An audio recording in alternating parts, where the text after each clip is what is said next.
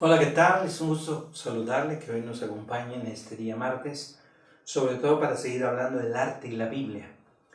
Déjeme orar para iniciar. Padre, oramos en el nombre de Jesús hoy en esta noche.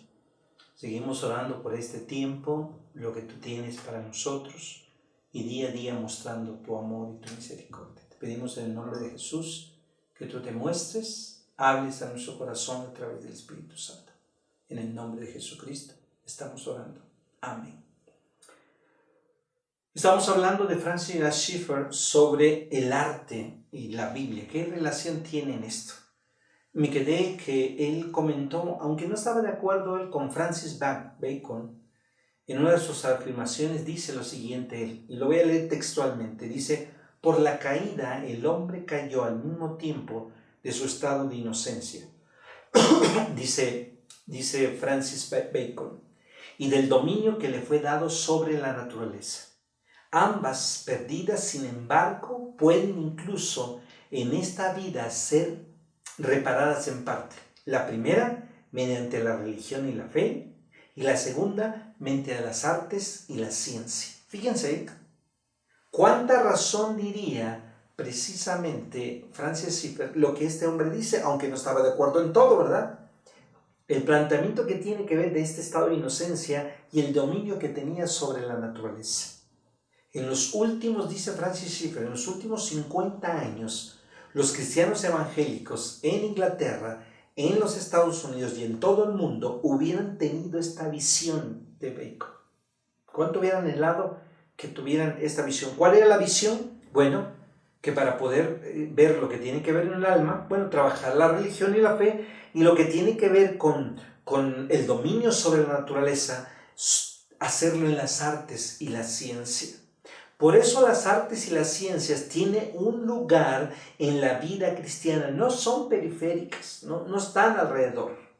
Para un cristiano redimido por la obra de Cristo y viviendo de acuerdo a las normas de las Escrituras, bajo la dirección del Espíritu Santo y el señorío de Cristo, para un cristiano esta soberanía del Señor tiene que incluir su interés en las artes, dice Francis Schaeffer.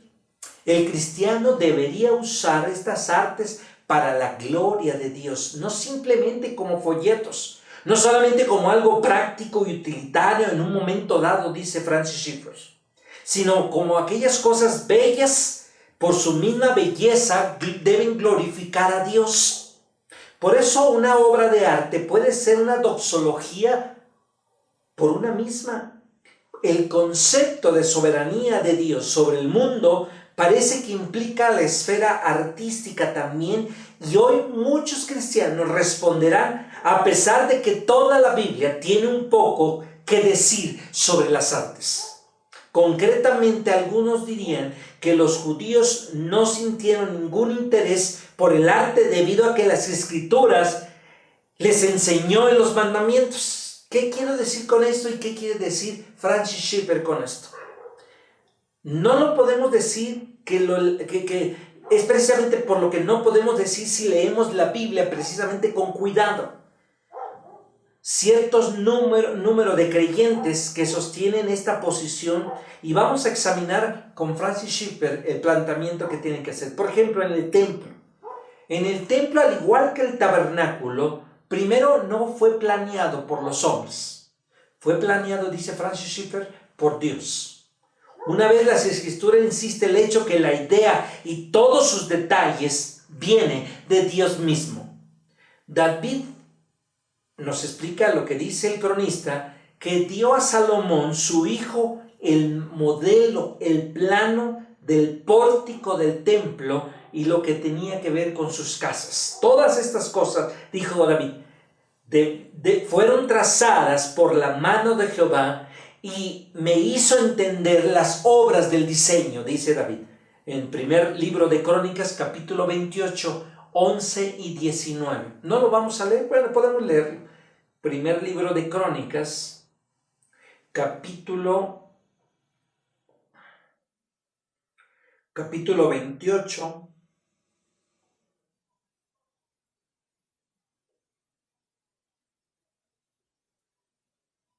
Primer libro de Crónicas, capítulo 28, versículos 11 y 19. Dice en la nueva versión internacional: luego David le entregó a Salomón el diseño del pórtico del templo, de sus edificios, de sus almacenes, de las habitaciones superiores, de los cuartos anteriores y del lugar del propiciatorio. Versículo 19.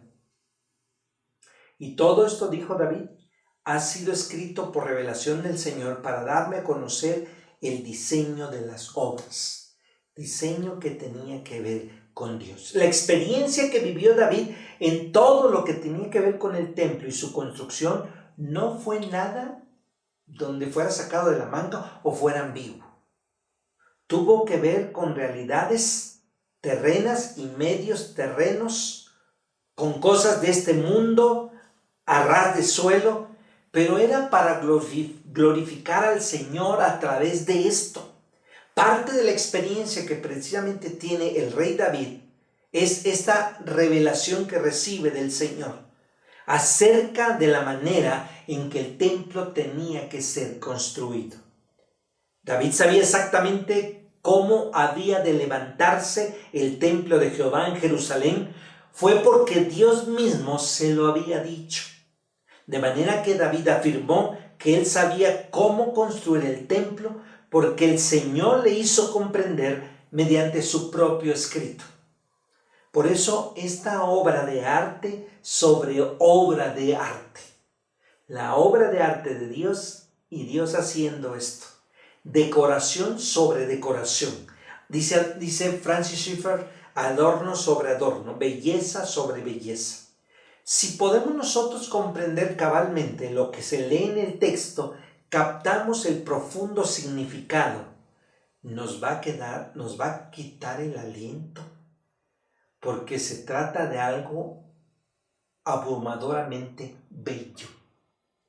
Y si agrupamos todo este complejo artístico que Dios mandó colocar en el templo, el balance será el siguiente: ángeles representando bajo relieves y una forma de querubines, la naturaleza inanimada representada por las flores y las granadas, y la naturaleza animada en forma de bueyes. Tenemos pues que los temas no religiosos son empleados en el arte para realizar y así ocupar un lugar central en el corazón mismo del templo donde se iba a adorar al Dios vivo.